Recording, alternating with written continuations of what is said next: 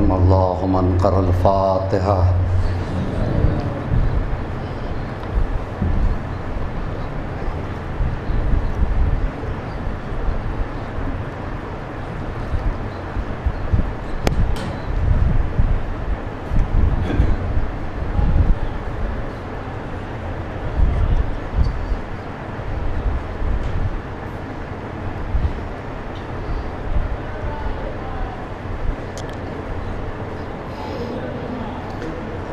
لا حول ولا قوة الا باللہ العلی العظیم۔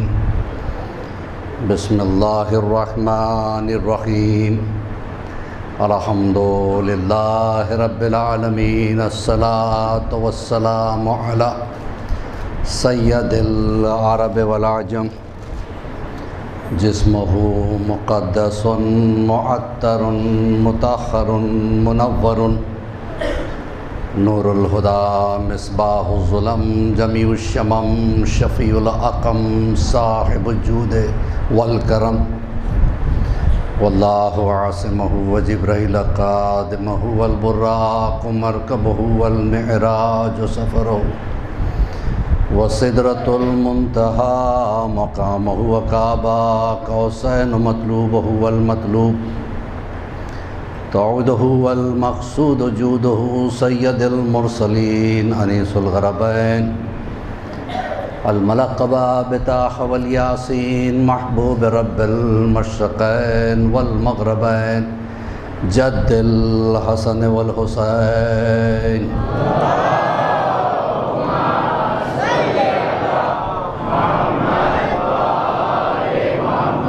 المکی المدنی الخرشی الہاشمی، مولانا ابو القاسم محمد۔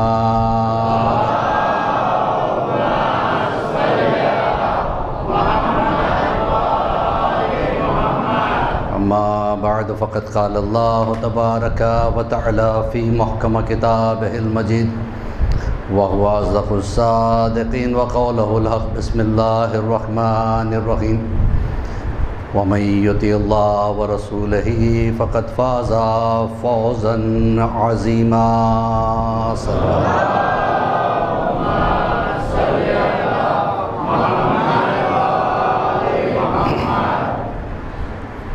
امام زمانہ کی صحت و سلامتی کے لیے اور ظہور کے لیے ایک بلند ترین صلوات۔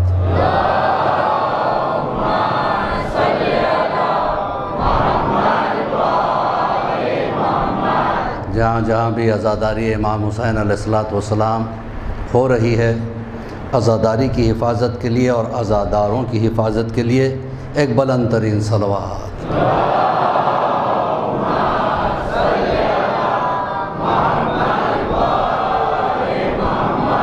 جو مومنین و مومنات کرونا وائرس کے شکار ہیں، ان کی صحت یابی کے لیے ایک بلند ترین صلوات۔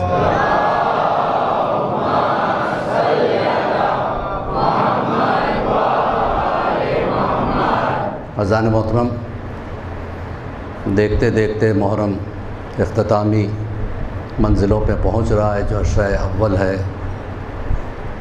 آج 7ویں تاریخ بھی آ گئی ہے۔ تو عزیزو، جیسے کہ میں شروع ہی مجلس سے کہتا چلا آ رہا ہوں کہ یہ مجلس حسین علیہ السلام ایک درس گاہ کا نام ہے، کیریکٹر بلڈنگ کی یونیورسٹی کا نام ہے۔ مجلس میں اگر ہمارے اندر ایک چینج نہیں آیا، ایک انقلاب نہیں آیا، تو ہم نے مجلس حسین کے ساتھ انصاف نہیں کیا۔ تو یاد رکھیے گا، اس چیز کو اپنے ذہن میں گانٹھ باندھ کے رکھیے، جیسے انسان نیت کر کے جاتا ہے ویسا اس کا صلہ ملتا ہے۔ آپ کی نیت مجلس میں آنا ہی اس طرح سے ہو کہ میں مجلس میں جا رہا ہوں خوشنود زہرا صلوات اللہ علیہ کے لیے،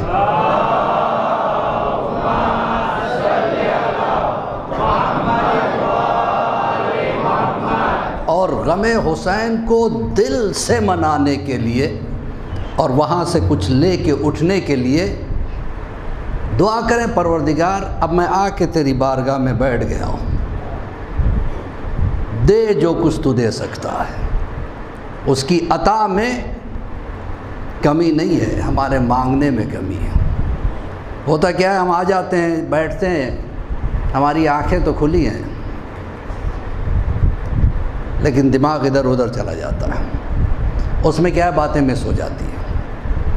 دیکھیے اگر کوئی، میں اکثر و بیشتر ایک جملہ کہتا ہوں، اگر کوئی تھکا ہوا ہے مجلس میں آ گیا، اسے نیند آ گئی، نو پرابلم، لیکن کچھ ایسے کلاکار بھی ہوتے ہیں آنکھیں کھول کے سوتے ہیں، وہ چیز نہیں ہونا چاہیے۔ یہاں آئے تو مقصد ہو کہ کچھ لینا ہے اور اپنے آپ میں چینج پیدا کرنا ہے۔ چینج پیدا کیا جاتا ہے، چینج آسمان سے نہیں اترتا۔ اپنے آپ سے ایک ریزولیشن پاس کرنا ہے، اپنے آپ سے ایک وعدہ کرنا ہے، اب تک جو میں تھا عزا خانے میں آنے سے پہلے، اب جو جاؤں گا تو وہ نہیں رہوں گا۔ یہ ڈٹرمنیشن پاور کہتے ہیں اس کو۔ آدمی سائیکالوجیکلی بہت سٹرونگ ہوتا ہے۔ آج یہ موبائل آ گئے ہیں، کہیں سے بھی آپ بات کر سکتے ہیں، لیکن ایک زمانہ ایسا بھی تھا جس میں کچھ لوگ ریاضت اتنی کرتے تھے، وہ ہندوستان میں بیٹھ کے باہر کی دنیا کے لوگوں سے بات چیت کر کے، یعنی اپنے پیغام کو ان کے دماغ میں بٹھاتے تھے، صرف کانسنٹریشن کی وجہ سے۔ آج کی سائنس یہ کہتی ہے انسان کا ذہن اس قدر طاقتور ہے کہ کچھ بھی کر سکتا ہے۔ آپ نے دیکھا ہوگا کبھی کبھی یوٹیوب پہ ایسے بچوں کے کارنامے آ جاتے ہیں کہ اس نے، ایک بچی ہے وہ دیکھتی ہے گلاس کو، تھوڑی دیر پھٹ جاتا ہے، ایک کپڑے کو دیکھتی ہے وہ جل جاتا ہے۔ یہ سب کانسنٹریشن کی وجہ سے۔ تو وہی کانسنٹریشن اپنے نفس پہ کرنا ہے، یاد رکھیے گا، کیونکہ ہم ایسے آستانے سے جڑے ہوئے ہیں، اس بارگاہ سے جڑے ہوئے ہیں جہاں سے صرف ملتا ہے اور ان کا کوئی جواب ہی نہیں ہے۔ داؤد رقی، چھٹے امام جعفر صادق علیہ السلام،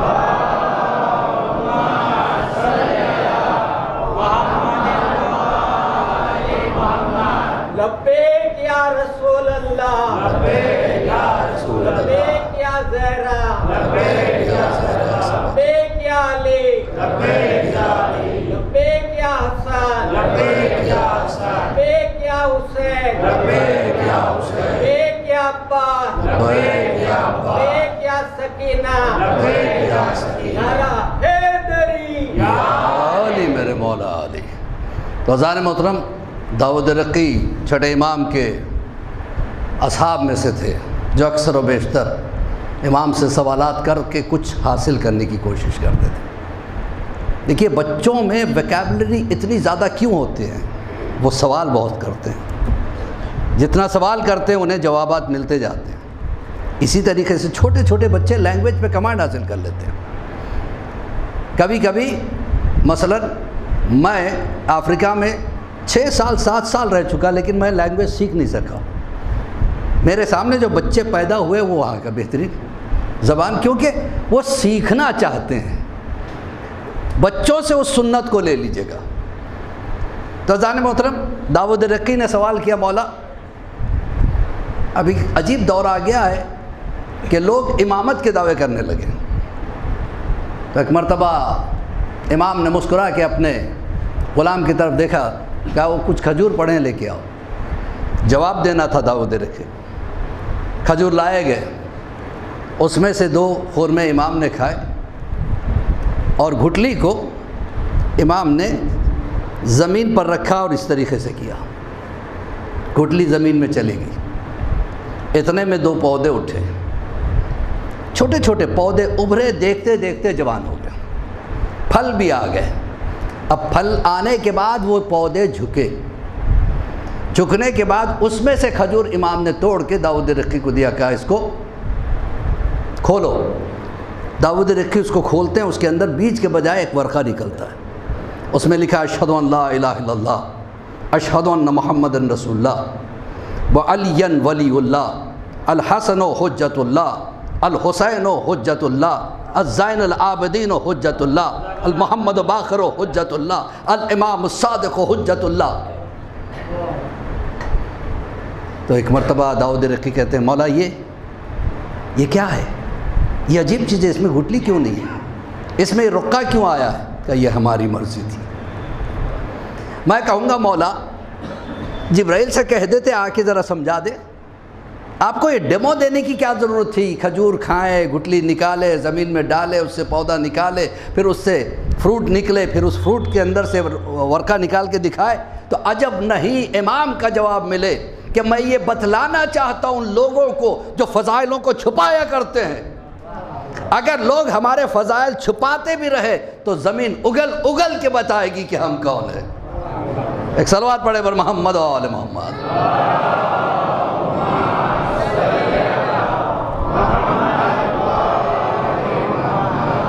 ان کی فضیلتیں اتنی ہیں کہ ہماری حیات کم ہے، 1400 سال گزر گئے فضائل بیان کرتے کرتے لوگوں کو، نسلیں گزر گئیں، پھر بھی نئی نئی چیزیں معلوم ہوتی رہتی۔ انسان کی عمر ختم ہو جاتی ہے لیکن ان کے فضائل ختم نہیں ہوتے، اسی لیے اللہ نے ان کو آئیڈل بنایا ہے۔ دیکھیے اسلام جو پھیلا ہے نا، اخلاق کی بنا پہ پھیلا ہے، تلوار کی بنا پہ نہیں پھیلا۔ تلوار کو کسی اور نے اٹھا کے اسلام کو بدنام کیا، لیکن اہل بیت اطہار نے اخلاق سے پھیلایا۔ رسول اللہ کے زمانے میں بدنام کیا گیا رسول اللہ کو کہ ان کے پاس جو بھی جاتے ہیں ان کا ہو کے رہ جاتا ہے، لہٰذا ایسا بدنام کر دو کہ لوگ جانے کے لیے ڈرے۔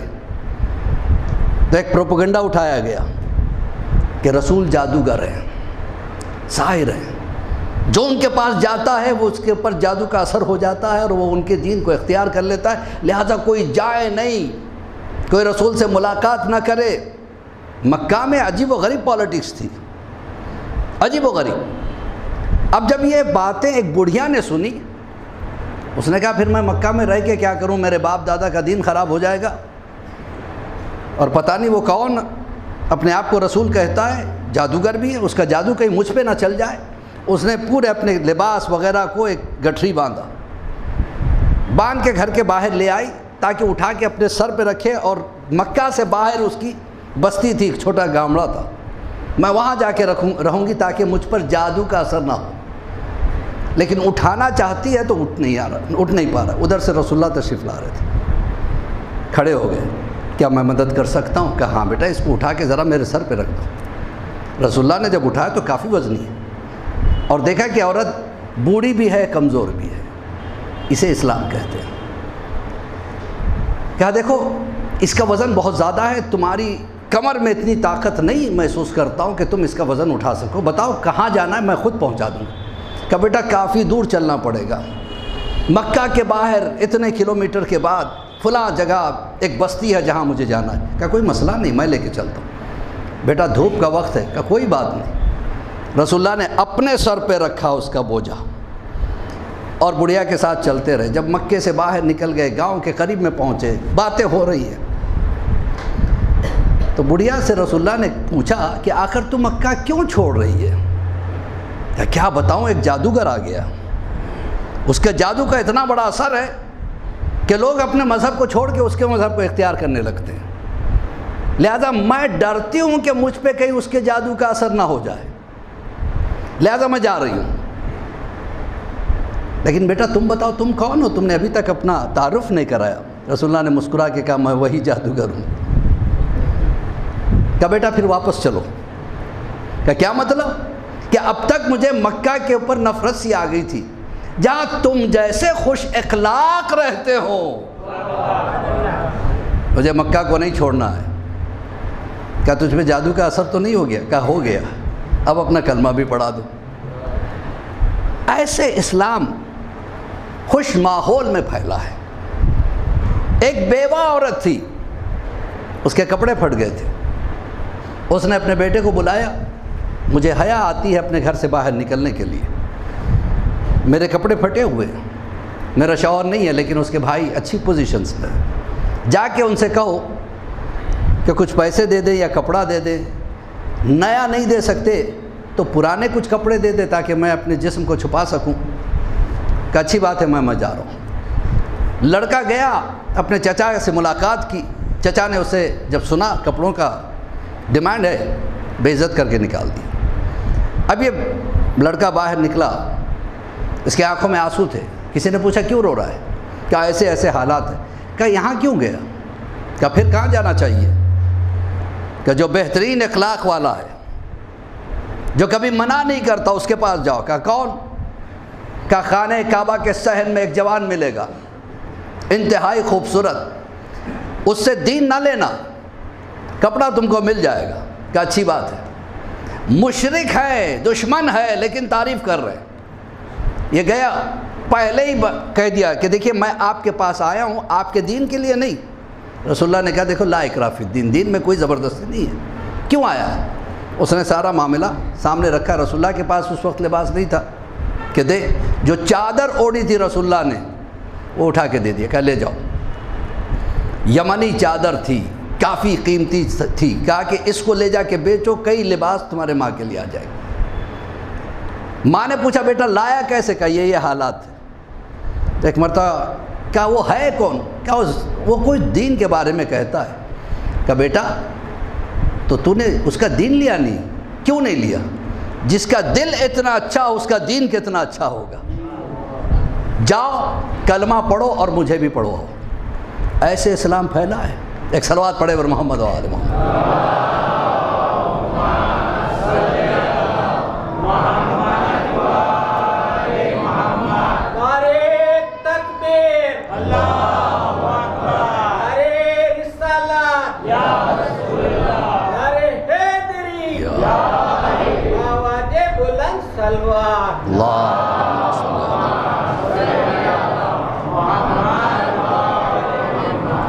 اسلام میں ایک ہے صلہ رحمی.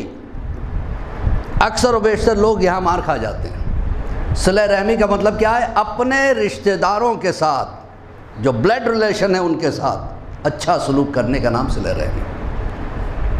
ایک بہترین عالم دین تھے ایران میں. وہ چاہ رہے تھے کہ عرفان کی منزل پہ جائیں, لہٰذا آغا خمینی کے ایک استاد تھے ان کے پاس گئے. وہ عرفان میں کافی حیثیت رکھتے تھے. ان کے شاگرد ہو گئے. 4-5 سال مسلسل کوشش کرتے رہے لیکن نگاہوں کے سامنے سے وہ پردے نہیں ہٹ رہے تھے.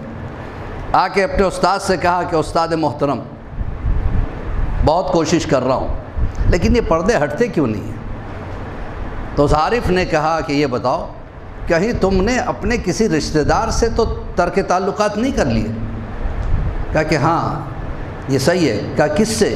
کہا چچا سے. کیوں کیے؟ کہا میرے والد ان سے بات نہیں کرتے ہیں تو میں بھی ان سے بات نہیں کرتا ہوں. کہا غلط بات ہے. جب تک تم صلہ رحمی نہ کرو گے کسی عمل میں کامیاب نہیں ہو سکتے. اپنے اندر میں نہیں ہونا چاہیے, یاد رکھیے گا. That's a very very dangerous disease. انسان کو ختم کر دیتی ہے. شیطان بنائے میں کی وجہ سے. میں بہتر ہوں, I am the best among all. یہ بہت خطرناک بیماری کا نام ہے. جہاں پہ یہ آ جاتا ہے پھر انسان سب کو غلط اپنے کو صحیح سمجھتا ہے. جو انسان اپنے کو غلط دوسروں کو صحیح سمجھتا ہے وہ سیکھتا ہے. جو اپنے کو صحیح دوسروں کو غلط سمجھتا ہے وہ کبھی کچھ سیکھ نہیں سکتا. تو اب یہ انہوں نے کہا تو پھر میں کیا کروں؟ کہا کوئی نہ کوئی بہانہ تلاش کرو کہ تمہارے والد کو تمہارے چچا کو آپس میں ملا دو. یہ بہت بڑی عبادت ہے. دونوں میں اگر کسی میں جھگڑا ہو گیا تو اسلام کہتا ہے ان میں صلح کرا دو. صلح کرا دو تو ملائکہ ان کے لیے مغفرت کی دعا کرتے ہیں. اب یہ ہوا کہ یہ پہنچے, دیکھا کہ مسجد میں چچا آئے ہوئے ہیں. کیا کروں, کیسے بات کروں؟ میں جا کے اگر سلام کروں اور وہ یہ کہہ دے کہ 3-4 سال سے کبھی تو نے سلام نہیں کیا, آج کیسے سلام کر رہا ہے؟ یہ بھی ہوتا ہے کچھ لوگوں میں. انہوں نے کیا کیا؟ چپ چاپ گئے.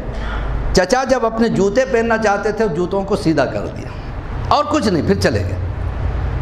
دوسرے دن پھر وہی کام کیا.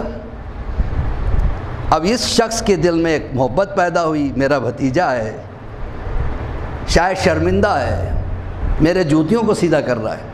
تیسرے دن جب وہ سیدھا کر رہے تھے، اٹھا کے سینے سے لگا لیا، آپ عالم دین ہو، میرے جوتیوں کو سیدھا کرتے ہو۔ کہا کہ میں شرمندہ ہوں کہ میرے والد آپ سے بات نہیں کرتے۔ کہا نہیں، مجھے شرمندہ ہونا چاہیے، وہ مجھ سے بڑے ہیں، چلو بیٹا مجھے اپنے والد کے پاس لے چلو۔ والد کے پاس پہنچے تو وہ بھی خون ہی تھا۔ جیسے چھوٹے بھائی نے کہا مجھے معاف کرو، بڑے بھائی نے آگے بڑھ کے سینے سے لگا لیا۔ یہ کہتے ادھر یہ سینے سے لگے، میرے آنکھوں کے سامنے سے پردے ہٹ گئے، میں چاروں طرف اللہ کے نور کا مظاہرہ کرنے لگا۔ تو اذان محترم، صلہ رحمی الٹا کیا ہوتا ہے سوسائٹی میں؟ اچھا ان دونوں میں جھگڑا ہے، یہاں سنو کیا بات ہے، ایک ہاٹ کیک بن جاتا ہے ان کے لیے۔ اچھا ایسا ہے، تمہارے بھائی نے تو سنا یہ کہا تھا، یعنی اور آگ لگائی جاتی ہے۔ اس کا نام اسلام نہیں ہے میرے بھائیوں۔ چشم پوشی کیجیے، اگر کسی کا عیب پتہ چل جائے چشم پوشی، اس سے آپ کو کچھ لینا دینا نہیں۔ اپنے میں ہزاروں عیب رکھتے ہوئے دوسروں کے عیب کو تلاش کرتا ہے انسان۔ چھٹے امام نے کیا کہا کہ اگر آخری وقت انسان کے عیوب کو اللہ، وہ ستار العیوب ہے، عیبوں کو چھپاتا ہے، اگر عیبوں میں سے 5% یعنی 5% کے اوپر سے اگر پردہ ہٹا دیتا، تو لوگوں نے کہا مولا 5% کا 1%، 1% کہتے ہیں نا، اتنا بھی اگر عیب ظاہر کر دیتا خدا، تو ہمارے امام فرماتے ہیں پھر لوگ اس کی نماز جنازہ چھوڑ کے چلے جاتے۔ ایسے کے لیے ہم آئے تھے؟ تنہائی میں اللہ کا بن کے رہے، وہ سب سے بڑی بات ہے۔ لوگوں کے سامنے تو سب بن جاتا ہے، ہاتھ میں تسبیح بھی آ جاتی ہے، ماتھے پہ گھٹا بھی آ جاتا ہے۔ تو اذان محترم، اپنے اندر چینج کرنے کا نام ہے اسلام، اپنے اندر چینج۔ ایک عالم دین تھے، ان کا انتقال ہوا۔ جب انتقال ہوا تو تلقین پڑھی جا رہی تھی، تو ایک مومن اندر اترا، کندھوں کو پکڑا تھا، جب اسماء افہم کہا تو ایسا ہلایا اسماء افہم، تو آواز آئی ما افہم، میں نہیں سمجھ رہا ہوں، عالم دین۔ پھر دوبارہ کہا اسماء افہم، کہا ما افہم، نہیں سمجھ رہا ہوں۔ پوچھا جاتا ہے تم سمجھے؟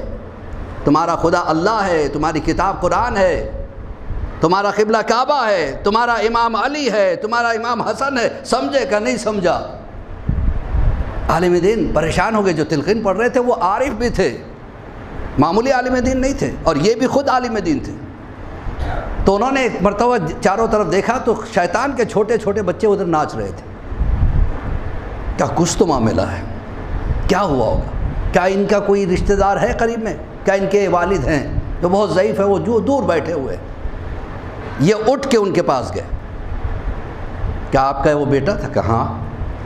کیسا تھا آپ کا لڑکا؟ صاحب مطالعہ تھا، باپ ہے، عیب نہیں بتانا چاہ رہا تھا، صاحب مطالعہ تھا، یعنی ہر وقت پڑھتا رہتا تھا۔ آپ اس سے ناراض ہو؟ تو خاموش ہو گئے۔ کہ آپ کو کہنا پڑے گا ورنہ اس کے اوپر بہت بڑا عذاب آنے والا ہے۔ کہ ہاں میں ناراض ہوں۔ کیوں ناراض ہے؟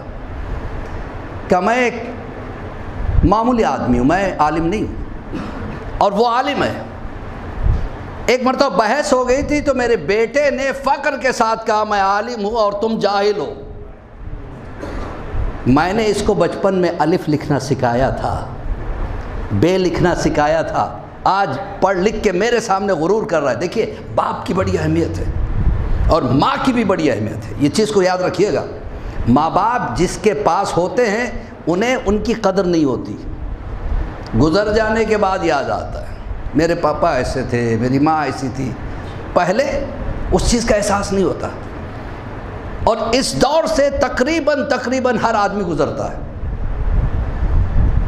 کہا میں تب سے ناراض تھا کہ اسے معاف کر دیجیے، اگر آپ معاف نہیں کریں گے تو اس پہ عذاب آ جائے۔ باپ تھا، کہا میں نے معاف کیا مولانا۔ یہ کہتے ہیں اب میں جب آ کے پھر تلقین پڑھا، میں نے کہا افہمتا؟ تو کہا نعم فہمت۔ دیکھا کہ وہ شیطان کے جو بچے کھیل رہے تھے وہ بھی بھاگ گئے۔ کہنے کا مطلب کیا ہے؟ اگر باپ ناراض ہے قبر میں بھی معافی نہیں ہے، چاہے وہ عالم دین کیوں نہ ہو۔ اسی طریقے سے ماں اگر ناراض ہے اسلام ہے کیا اس کو سمجھیے. اپنے آپ کو مسلمان کہنے سے پہلے انالائز کیجئے. ایم آئی ریئلی مسلم؟ کیا میں واقعی مسلمان ہوں یا نہیں؟ یہ تو صرف مسلمان کا ڈیفینیشن ہے، اور جہاں ایمان کی بات آتی ہے اس کے درجات الگ ہیں، اس کے کنڈیشنز بھی الگ ہیں. شیعہ کی بات آئے تو اس کے کنڈیشنز اور زیادہ ہیں. ٹوڈر مل کا نام سنا ہی ہوگا، ایک وزیر ہوا کرتا تھا. اس کی ماں اس سے اکثر کہتی تھی بیٹا تو میرا قرضہ ادا نہیں کر سکتا. وہ وزیر بن گیا تو اسے خوب پیسے ملنے لگے. نے کہا بتا ماں، آج میں تیرا قرضہ اتارتا ہوں. ماں نے کہا بیٹا تو کیا اتار سکے گا، تیری اوقات ہی نہیں کہ میرا قرضہ اتار سکے. کہا نہیں میں آج اتار سکتا ہوں، میرے پاس خزانے ہیں، خوب پیسہ مل رہا ہے، میں آرام سے تیرا قرضہ اتارنا چاہتا ہوں، بتا کتنا پیسہ چاہیے تجھے.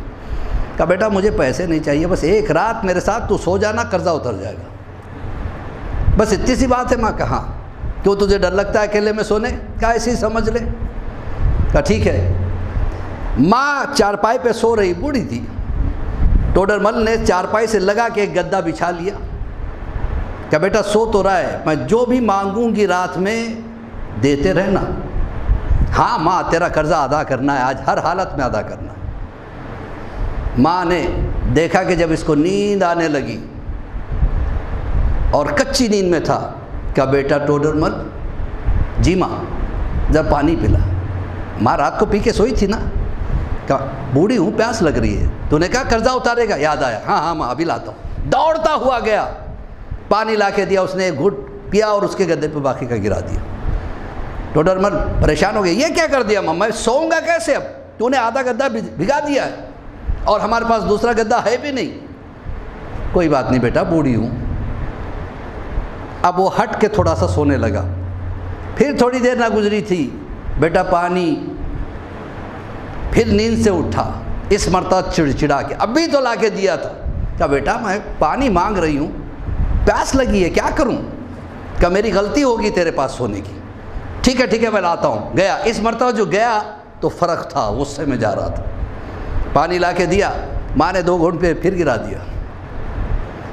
اب وہ آگ بگولا ہو گیا، یہ کیا کر دیا تو نے، میرا پورا بستر بھگا دیا. کہا کوئی بات نہیں بیٹا، آج اس میں سو جا. پھر سونے لگا. تھوڑی دیر کے بعد جب نیند آ رہی تھی، اس کو یہ لگ چکی تھی، کہا بیٹا پانی. اب کہ غصہ آ گیا. کہا نہیں ملے گا پانی تجھے. ماں نے ایک تماچا کھینچ کے مارا. قرضہ اتارنے آیا تھا، تیرا بستر صرف پانی سے گیلا ہوا ہے. تو جب چھوٹا تھا نجاست سے میرا پورا بستر گیلا کر دیتا تھا، تو جب بستر گیلا ہو جاتا تھا میں گیلے میں سوتی تھی، تجھے سینے پہ سلاتی تھی. اور تو میرا قرضہ اتارے گا؟ تو ایک رات کا قرضہ نہیں اتار سکے گا تو زندگی بھر کا کیا اتارے گا؟ تو ماں وہ چیز ہے، جب ماں دنیا سے چلی جاتی ہے تو بہت یاد آتا ہے اس کو. ایک نبی کے دور میں ایک ظالم بادشاہ تھا. نبی نے کہا پروردگار اس کو چھوٹ کیوں دے رہا ہے، عذاب نازل کر دے، ختم کر دے اسے. کیا کروں؟ اس کی ماں اس کے لیے دعا کرتی ہے. جناب موسیٰ کو جب ٹھوکر لگی، خون نکلا. موسیٰ نے پریشان ہو کے کہا پروردگار مجھ سے کیا غلطی ہو گئی کہ مجھے اتنی بڑی ٹھوکر لگی، خون نکل رہا ہے. کہا موسیٰ دیکھ کے چلا کرو، اب تمہاری ماں موجود نہیں ہے جو تمہارے لیے دعا کرتی تھی. اب وہ اس دنیا میں نہیں ہے. یہاں سے تمہیں پھونک پھونک کے قدم رکھنا پڑے گا. جو ماں تمہیں، جو باپ تمہیں دعاؤں سے تمہاری حفاظت کرتے تھے اب نہیں ہے. لیکن نوجوان اکثر و بیشتر ماں باپ کی محبت کو اگنور کر دیتے ہیں. وہ جو بھی کہتے ہیں وہ محبت میں کہتے ہیں، لیکن ہم جھڑکیں مارتے ہیں. تو عزیزان محترم یاد رکھیے گا، ماں باپ بہت بڑی نعمت کا نام ہے. ائمہ فرماتے ہیں کہ جو بچہ صبح اٹھ کے پہلے باپ کی پیشانی کو چومے اور ماں کی پیشانی کو جا کے چومے، وہ ایسے جیسے جنت کے چوکھٹ کو چومنا ہے. اس کے سارے گناہ معاف ہو جاتے ہیں. اور دن بھر جو دعا جو ماں باپ کے دل سے نکلتی ہے وہی انسان کو بچاتی رہتی ہے. ہم کیا کرتے ہیں؟ الٹا ویوہار کہتے ہیں نا آپ کی زبان میں، ویوہار کرتے ہیں. کیا دے دیا آپ نے، کیا کر دیا آپ نے ہمارے لیے، کیا بچا دیا آپ نے ہمارے لیے. تمہیں اتنا بڑا کر دیا کم ہے کیا؟ آج کے دور میں ایک مرغی کا بچہ پالنا مشکل ہے. ایک آدمی کو پالنا، اس کو پڑھانا، اس کو ایجوکیشن دینا، کتنا خرچ کرتے تھے ماں باپ۔ ایک ایک پل آپ کو دعاؤں کے سائے میں رکھ کے ماں چلتی ہے، باپ چلتا ہے۔ لیکن وہی ماں باپ جب بوڑھے ہو جاتے ہیں تو ہمارے لیے بوجھ بن جاتے ہیں۔ یاد رکھیے گا، ایک باپ کولی کر کے 10 جوان بچوں کو پال لیتا ہے، لیکن 4 بیٹے مل کے ایک ماں باپ کو نہیں پال سکتے۔ میں ہی خیال رکھتا ہوں، تیری بھی ذمہ داری ہے، تو بھی کچھ کر۔ عزیزان محترم، یہی وجہ اسلام نے کہا کہ ان کے ساتھ احسان کرو۔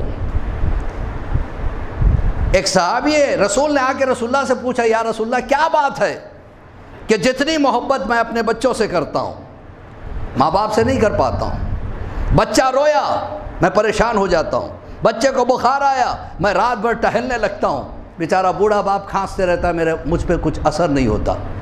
رسول نے کیا جملہ!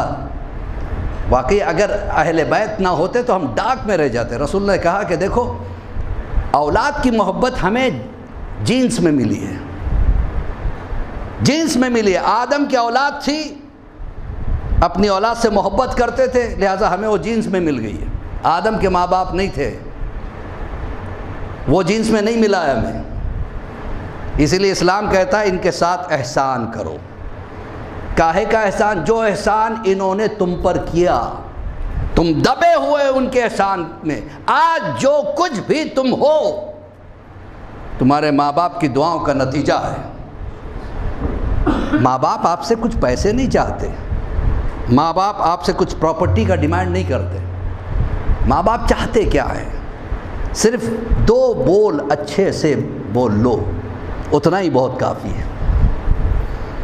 جو انسان اپنے ماں باپ کی خدمت کرتا ہے، رسول اللہ کہتے ہیں اس کا عجب درجہ ہوتا ہے۔ قیامت میں اس کے لیے ایک بہترین سواری لائی جاتی ہے، اسے اس سواری پہ ایسے بٹھایا جاتا ہے کہ وہ شہنشاہ وقت ہو۔ لوگ پوچھیں گے آخر یہ کیا ہے، اس میں کون سی ایسی بات ہے؟ کہا کہ یہ اپنے ماں باپ کی خدمت کرتا تھا، لہٰذا محشر میں اللہ نے اسے ایسا درجہ دیا ہے۔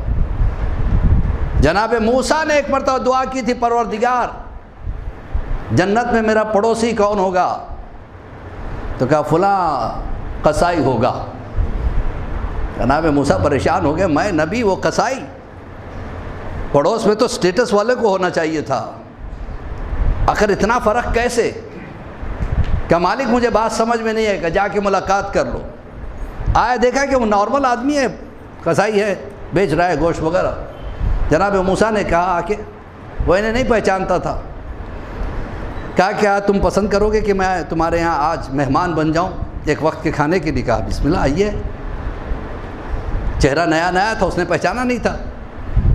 جناب موسیٰ کہتے وہ مجھے لے کے گیا اپنے گھر میں، مجھے بٹھایا، کہا تھوڑی دیر کی مہلت دو، میری ماں بڑی ضعیف ہے، اس ضعیفہ کو میں اپنے ہاتھوں سے نہلاتا ہوں، وہ بات بھی نہیں کر سکتی، بڑے مشکل سے 2-4 بول نکلتے ہیں، بالکل بچوں جیسی ہو گئی ہے، میں بہت پیار کرتا ہوں اس سے۔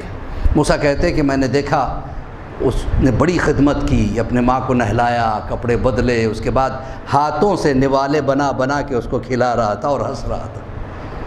جناب موسیٰ نے کہا کہ تو کھلا رہا تھا سمجھ میں آ رہا ہے، تو ہنس کیوں رہا تھا؟ کیا وہ دعا ہی ایسی دے رہی تھی تو مجھے ہنسی آ رہی تھی؟ کیا دعا دے رہی تھی؟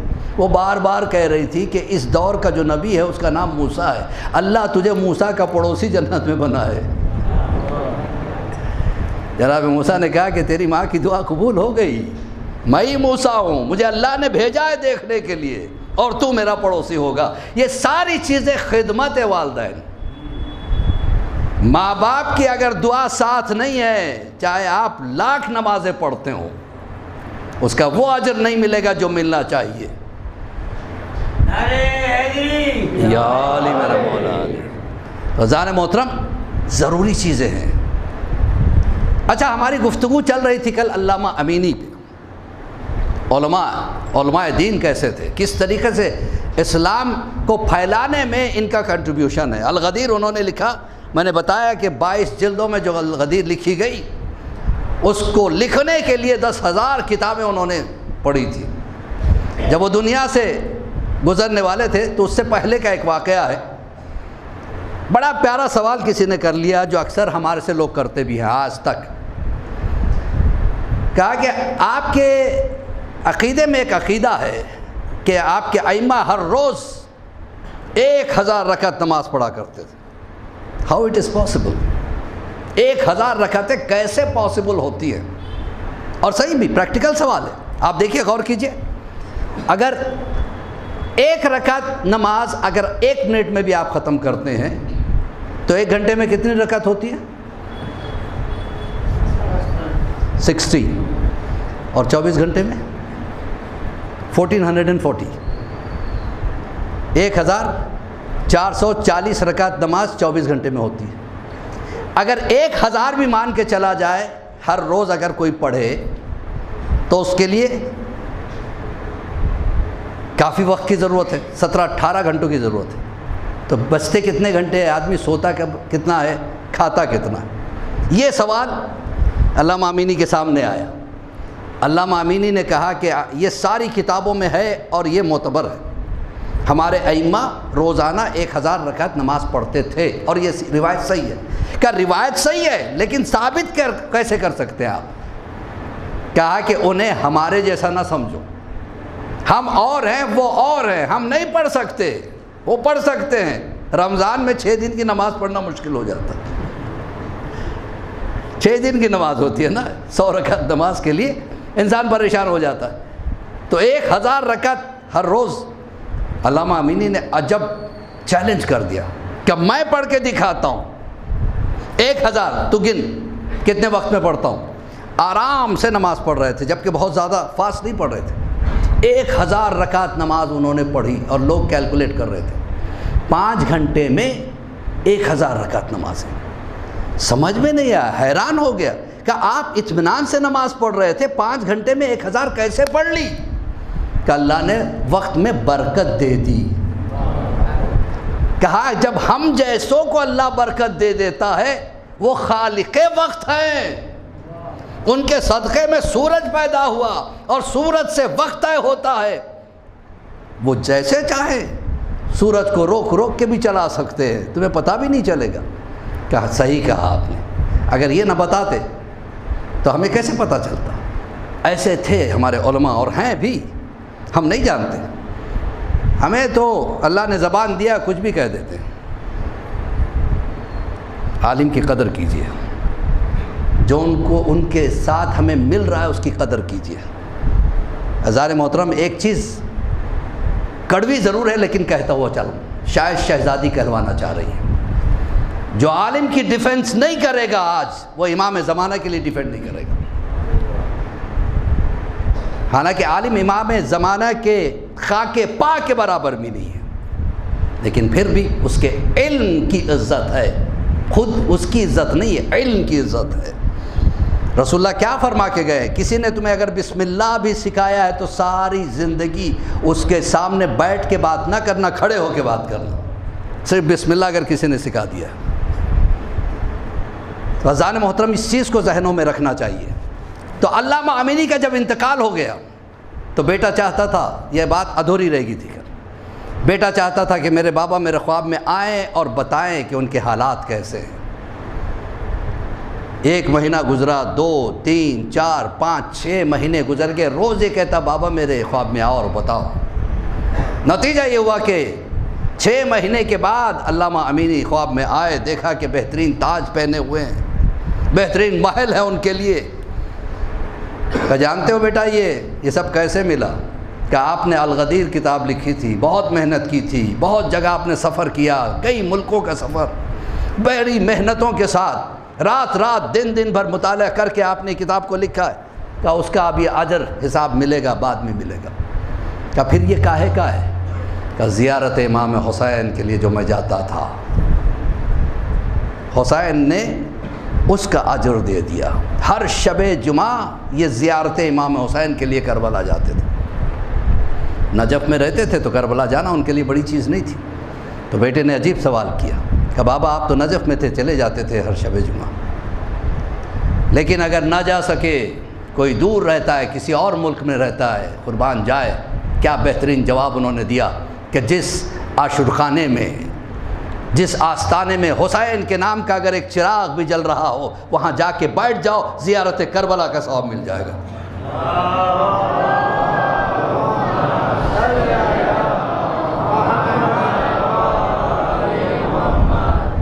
حسین کے بڑے احسان ہیں ہم پہ۔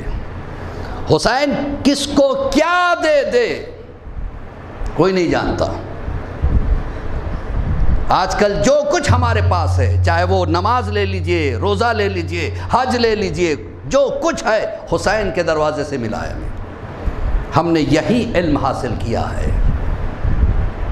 تو حسین کی مجلس ایک علوم کی یونیورسٹی کا نام ہے۔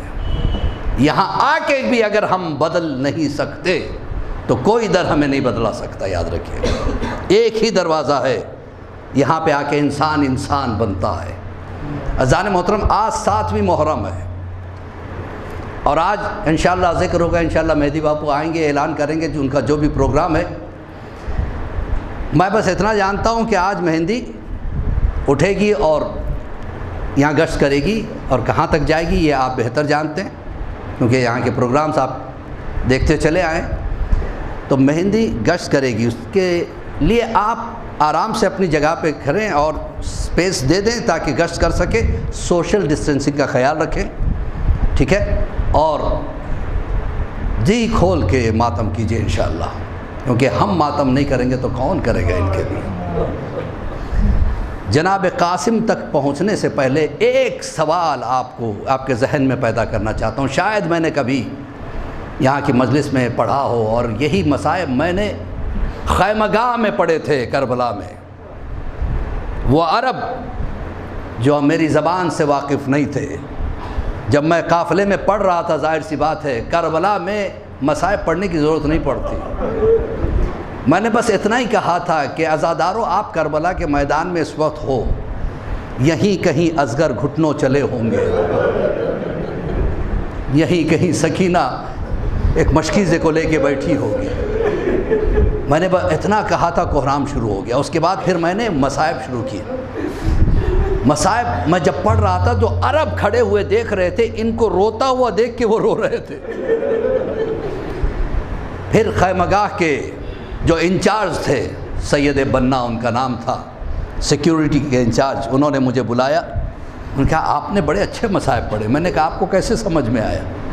کہا میں سمجھا نہیں، لیکن وہ جو رو رہا تھا نا قافلہ، میں اس کو دیکھ کے بہت رویا ہوں، اور میرا دل چاہتا ہے کہ میں آپ کو کچھ پریزنٹ کروں، میں آپ کو کچھ دوں، ایسی چیز جو آپ نے سوچی بھی نہیں ہوگی۔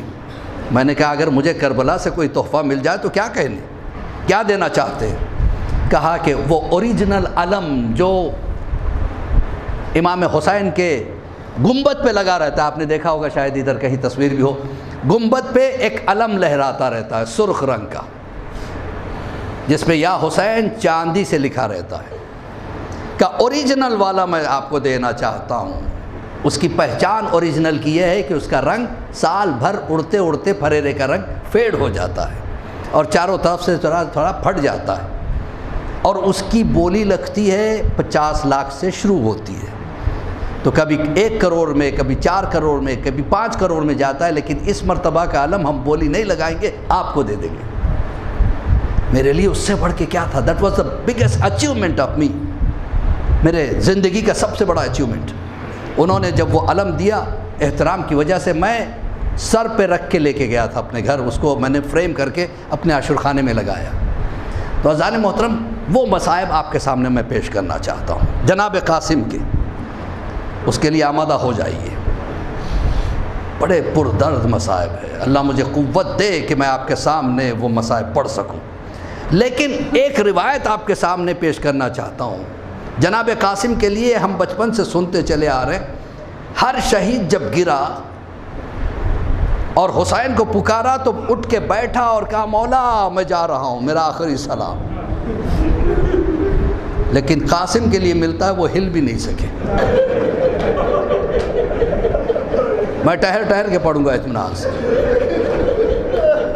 قاسم ہل بھی نہیں سکے، نہ ہاتھ اٹھایا نہ خود اٹھے، صرف زبان پکار رہی تھی۔ حسین کہتے ہیں کہ قاسم کدھر ہو، ذرا اٹھو، دکھاؤ مجھے اپنے۔ مولا میں کیا کروں، نہ میرا ہاتھ چل رہا ہے نہ میرا پیر۔ یہ روایت آپ کے سامنے میں نے پیش کر دی، ابھی میں مصائب میں نہیں آیا ہوں۔ اس روایت کو اپنے ذہن میں رکھیے، ایسا کیوں ہوا، آخر ہوا کیا تھا جناب قاسم کو جس کی وجہ سے قاسم کے جسم پورا پیرالائز ہو گیا تھا۔ اس کا تجربہ مجھے اس وقت ہوا جب میں دبئی میں تھا، اور میرا ایک بہترین دوست، اس کا جوان بیٹا بائک میں ویلنگ کر رہا تھا، ویلنگ میں اس کا ایکسیڈنٹ ہوا، وہ گر گیا اور اس کی کمر پر موٹر بائک آ کے گری۔ اس کے بعد وہ پورا پیرالائز ہو گیا، پورا پیرالائز ہو گیا۔ اس کو بہت ذہن میں رکھیے گا، جب مصائب میں اس کو یاد کریں گے نا، گھر تک روتے ہوئے جائیں گے۔ پیرالائز ہو گیا، اس کو لے کے وہ امریکہ گیا، آسٹریلیا گیا، ہانگ کانگ گیا، چائنا گیا، جاپان گیا، ہر جگہ سب نے کہہ دیا کہ جو سیاٹک نرو ہوتی ہے نا وہ ٹوٹ گئی تھی۔ اس کو ریپلیس بھی کیا گیا، لیکن نہ ہاتھ پیر ہلے نہ کچھ۔ ان لوگوں نے کہا یہ صرف بات کر سکتا ہے، دیکھ سکتا ہے، سمجھ سکتا ہے، حرکت نہیں کر سکتا۔ اس چیز کو ذہن میں رکھیے گا۔ اب آ رہے ہیں ہم انشاءاللہ مصائب کی طرف۔ یزید نے اس وقت 18 چھوٹے چھوٹے سٹیٹس ہو گئے تھے عراق میں۔ یزید نے ہر سٹیٹ والے کو ایک خط لکھا، جتنی فوج ہے بھیجو حسین کے لیے۔ کسی نے 10,000، کسی نے 20,000، کسی نے 50,000۔ اور جب بھی فوج آتی تھی نا، کربلا میں جیسے پہنچتے تھے تو باجے بجتے تھے۔ اس کے بعد اعلان ہوتا تھا فلاں جگہ کی فوج آئی ہے حسین کو مارنے کے لیے۔ سچ بتائیے کتنا بڑا ٹارچر تھا بچوں کے لیے۔ جب بھی کوئی باجا بجتا، سکینہ دوڑ کے عباس کے پاس،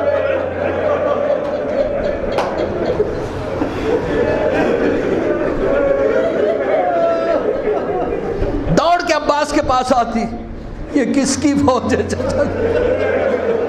کہ یہ یزید کی فوج ہے۔ جب صبح سے کئی مرتبہ فوج آتی رہی تو سکینہ اس مرتبہ عباس کے پاس نہیں گئی، حسین کے پاس آ گئی، آپ کی کوئی فوج نہیں آئی۔ جزاک اللہ، آپ کی آوازیں بلند، حق ہے ادا کر رہے ہیں آپ، حق ادا کر رہے ہیں ماشاءاللہ۔ اب حسین دلاسا دے رہے ہیں، بیٹا ڈرنا نہیں، میں نے بھی بلایا ہے، حبیب کو بلایا ہے، میرے پاس بھی یہ فوج ہے۔ کہ بابا آپ کے پاس صرف 72 یا اتنے زیادہ، بعض روایت سے 1 لاکھ، بعض سے 10 لاکھ، بعض سے 20 لاکھ، جتنی بھی رہی ہو، کیا اتنی ضرورت؟ 72 کے مقابلے میں 1000 آ جاتے، 10,000 آ جاتے، 1 لاکھ آ جاتے، لیکن دہشت پیدا کی جا رہی تھی، بچوں کے دلوں پہ دہشت، عورتوں کے دلوں پہ دہشت۔ ایسے میں جب فوجیں آ رہی ہیں، فوجیں آ رہی ہے، ایک شمران ایریا ہے، وہاں سے بھی فوج آئی، 20,000 کی فوج۔ ارزق شامی آگے چل رہا تھا، جو خطرناک پہلوان تھا، اپنے ساتھ پہلوانوں کی ٹیم لے کے وہ آیا تھا۔ یہ شمران ایک ایسی جگہ ہے جہاں کے بادشاہ کو یزید نے خط لکھا تھا، تجھے یاد ہے تیرے باپ کو حسن نے پچھاڑ دیا تھا اور ختم کیا تھا اور ذلیل کر دیا تھا، ذلیل کر کے مارا تھا، اور موقع ہے بدلہ لینے کا۔ اس کا اکلوتا بیٹا یہاں آیا ہے، اس کا نام قاسم ہے۔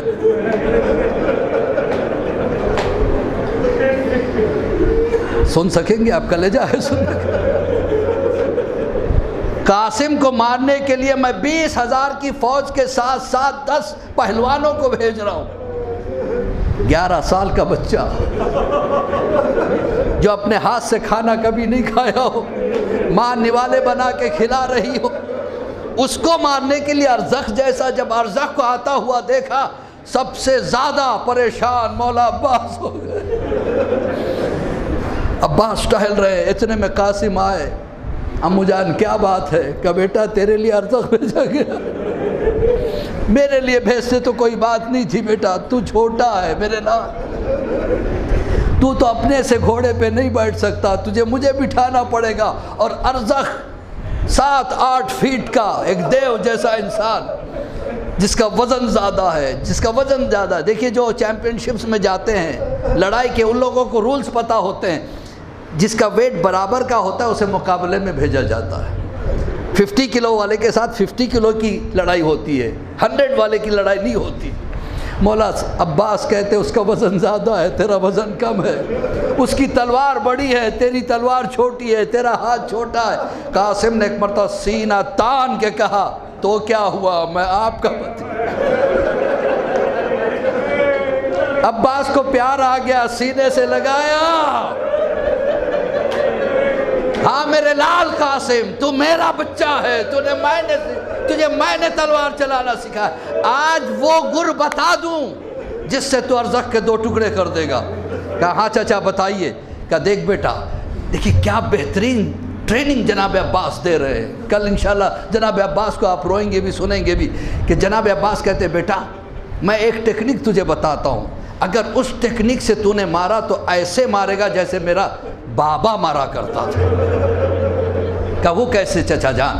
کہا تو گھوڑے پہ سوار ہو جانا، جب ارزق تیرے سامنے آئے اور اسے پہلے حملہ کرنے دینا، اس کے حملے کو تو خالی کرنے کے بعد اپنے گھوڑے کو 20 قدم پیچھے ہٹانا۔ کہا چچا جان کیوں؟ ہم تو کبھی جنگ میں پیچھے نہیں ہٹتے۔ کہا پلٹ کے نہیں جانا ہے بیٹا، گھوڑے کو پیچھے ہٹانا ہے، ہٹانے کے بعد ایڑ دینا، گھوڑا ہوا پہ اڑے گا، اور جب گھوڑا زمین پہ آئے گا تو گھوڑے کا کلو اگر ویٹ 50 ہے یا 500 ہے جو بھی ہے، مثلا اگر 200 کلو کا وزن ہے گھوڑے میں، مولا عباس کہتے ہیں وہ 10 گنا وزنی ہو جاتا ہے جب نیچے آتا ہے۔ گریوٹی سمجھا رہے ہیں مولا عباس۔ جب گھوڑا اڑے گا اگر اس کا ویٹ 200 کلو کا ہوگا، جب وہ نیچے آنے لگے گا تو اس کا ویٹ 2000 کلو کا ہو جائے گا۔ پھر اس کے بعد تیری تلوار کا وزن، تیرے وار کا وزن، پیشانی کا نشانہ لگا کے یا علی کہہ کے تلوار چلانا۔ مولا قاسم نے اپنے ذہن میں بٹھا لیا۔ جب قاسم آئے ہیں نا میدان میں، مولا حسین پریشان نظر آ رہے تھے۔ جب ارزق آ گیا، حسین نے عباس کی طرف دیکھا تو مولا عباس نے کہا کوئی بات نہیں آقا، دیکھیے گا میرا بچہ کیسے تلوار چلا۔ ارزق نے حملہ کیا، قاسم نے حملے کو بچا دیا۔ اب اس کے بعد پیچھے ہٹنے لگے، ارزق سمجھ رہا ہے شاید قاسم ڈر کے پیچھے ہٹ رہے۔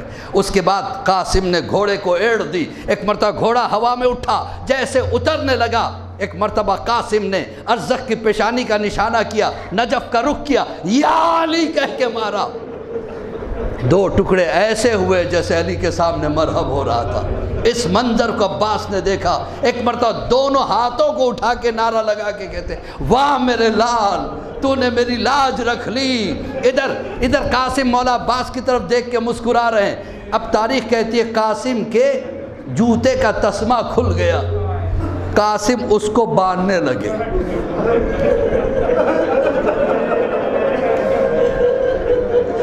قاسم کی پیٹھ خالی نظر آنے لگی۔ وہ حادثہ ذہن میں ہے آپ کے؟ وہ حادثہ ذہن میں ہے؟ قاسم کی پشت خالی نظر آنے لگی۔ جس وقت قاتل قاسم کو مختار نے پکڑا تو پوچھا بتا تو نے کیسے مار دیا؟ جس کو ارزق نہ مار سکا کہ میں نے دیکھا کہ قاسم جھک کے تسمہ باندھ رہے تھے، میرے ہاتھ میں گرز تھا، میں نے گرز کو گھمانا شروع کیا۔ گرز کا وزن ہوتا ہے 50 کلو تک، اور جب وہ گھومنے لگتا ہے تو 500 کلو وزن ہوتا ہے۔ میں نے اس کو قاسم کے کمر پہ مارا۔ ماتم کرتے ہوئے روئے۔ قاسم زمین پہ گرے، آواز دی چچا عباس، ادھر عباس دوڑے، ادھر کے گھوڑے ادھر ہوئے، قاسم کا لاشا زندگی میں پامال۔ حسین نے چادر اتاری، قاسم کے ٹکڑوں کو جمع کیا، زینب کے پاس آئے، زینب قاسم کی لاش، زینب نے تڑپ کے کہا بھیا کیا لاش ایسے لائی جاتی ہے؟ واہ قاسمہ، واہ قاسمہ۔